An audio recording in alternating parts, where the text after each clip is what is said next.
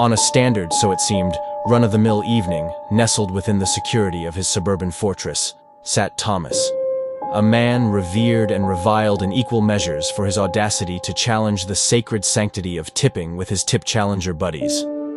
His home, an architectural marvel of modern minimalism, was his sanctuary, his refuge from the world's unwarranted judgments. Or so he thought, until the night he met Serverman.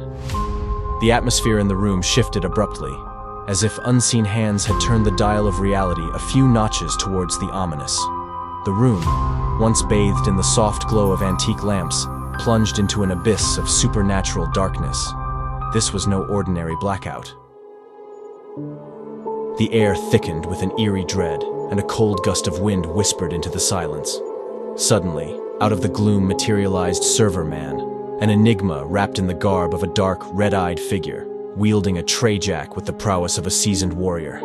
Before Thomas could react, pow! He was struck down, his world spinning into a vortex of confusion and fear. When he resurfaced from the depths of unconsciousness, he found himself immobilized, bound by chains stronger than the toughest steel. His voice, his only weapon, was muted by a gag that tasted of despair. The room around him undulated with a surreal quality, the shadows seeming to dance with a delectable delight. A slow, rhythmic sound echoed through the room, growing louder with each passing second. It was the sound of a tablespoon. An innocuous utensil of the dining table had become an instrument of unspeakable torture. The initial taps were nothing more than an annoyance, but as the rhythm continued, unrelenting, the sensation transformed into a crescendo of agony. Each tap seemed like a hammer blow to his sanity, echoing through the caverns of his mind. After 1,000 taps, his dry eyes were flooded with tears, carving wet trails down his cheeks. The pain was an unending symphony, his forehead a throbbing mass of raw sensitivity. When the Serverman finally halted his silverware symphony, Thomas mistakenly read it as a sign of mercy. His relief was short-lived. As he felt the knot on his forehead, swollen and pulsating, a horrific realization washed over him. His fear spiked as he saw the Serverman's silhouette loom larger, a monstrous figure outlined against the dimly lit room. Then he saw it, the glint of a meat cleaver, held aloft in Serverman's hand.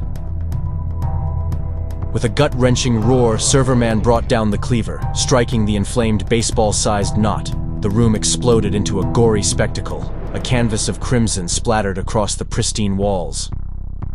The horrifying sight was a grotesque masterpiece, a tableau of the inevitable consequence of challenging the accepted norms. Thomas's life force ebbed away, his defiance extinguished, leaving behind an empty shell of the man who dared to challenge the rule of tipping.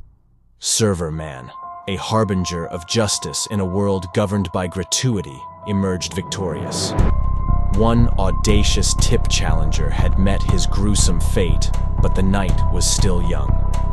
3 more faces awaited judgment, and Serverman was far from done.